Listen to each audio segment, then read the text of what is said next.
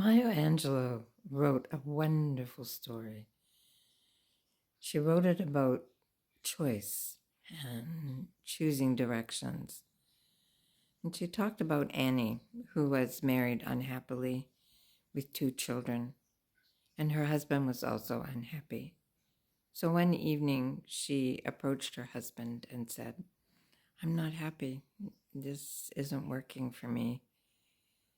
And she was quite surprised because her husband replied, "I'm not happy either. I've been thinking about going into the seminary. There's a fellow that I've met, and he thinks that with my beliefs and my character, that might be a good plan for me. I really am not happy in this marriage, in this life that we have built together. Are you?" And she said, "No, I'm not happy." So they parted. He took all the money, and he left her with the house and the children. But without money, having a house and having children wasn't going to last very, very long for Annie. So she sat long into the night and wondered about what she was going to do. She had 2 choices. There were 2 factories. One was a cotton factory, and one was a steel mill.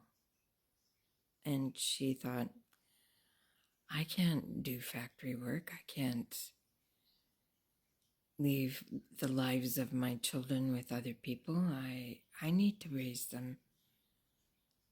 So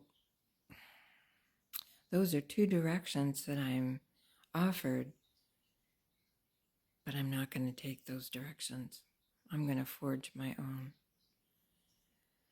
So she thought long and hard about what can I do? And what she could do and do well was cook. So what she did was she took 2 big pails and she filled them with stones. And she carried the stones first to the steel mill, which was closest, and timed herself and thought, okay. And then she went on another mile to the cotton mill. And then she packed up her stone-filled buckets again and walked back home. And she had timed herself and thought, this is doable. I can do it. So that evening, she prepared for making these drop balls filled with meats and vegetables. And she prepared all these ingredients and loaded up her buckets. And in one bucket was her grill and the charcoal and everything that she needed to fire up the brazier with oil. So she got up very early in the morning, saw her children off, and made them their lunches and ready for school.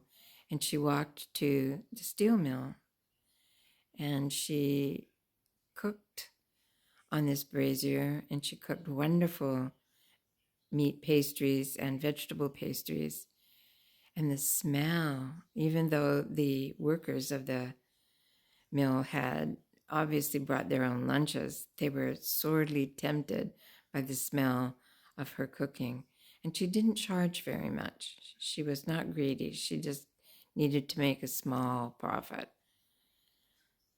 And she had some of the meat pastries and vegetable pastries left over, so she walked then to the cotton mill and was in time for their coffee breaks. And she sold the rest of her cooking at a lower price because they were cold to the other workers, but everything was gone. She had sold everything. So the next day, she switched over and she went first to the cotton mill with her brazier and the smell of hot cooking. And when their lunch gong rang that their lunchtime was over. She had sold most of her pies, but then she walked over then to the steel mill and sold the cold pies on the coffee breaks. And she did this for some time and made a really good living for herself, so much that she was able to expand, so that she had a little hut at both the cotton mill and the steel works. And she made a very good living for her family. Now, the moral of the story is she chose her own path. She didn't take the paths that were laid out for her. She chose her own, and she was successful at it. So sometimes we're given choices that just don't feel so comfortable. Then don't do them. Be like Annie and choose your own direction. Get off the paths that you're on that aren't giving you hope or giving you happiness, and choose another for yourself. You don't have to stay on it. Who's making you? You are. No one else is. All the excuses that you have come forward, that it's convenient, that it's work, and you're lucky to have it. Not always. Choose your own path. Choose your own direction. You don't have to be on that train of unhappiness and unfulfillment, because that leads to a life not well lived.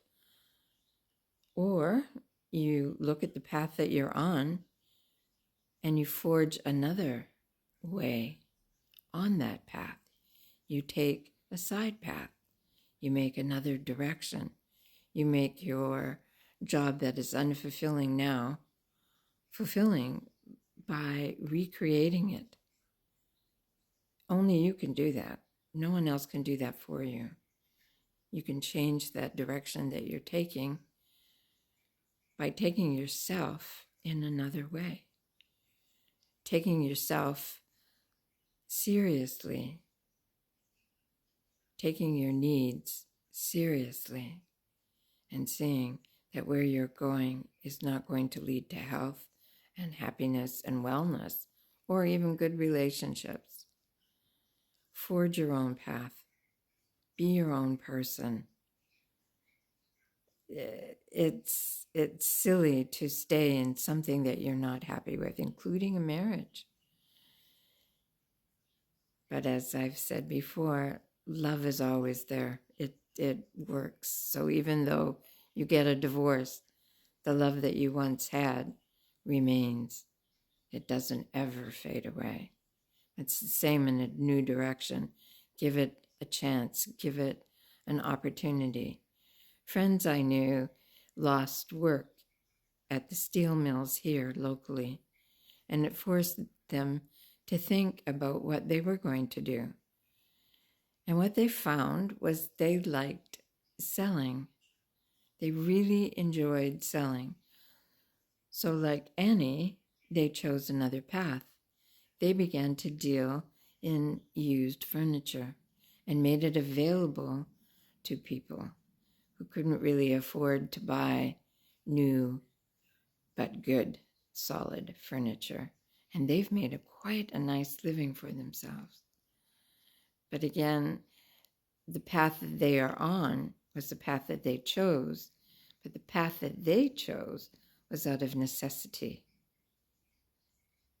But again, a path forged through your own nature, through your own desires, is a path well lit, and a path filled with possibilities that are endless. Only you curtail the possibilities. I hope you've enjoyed the story.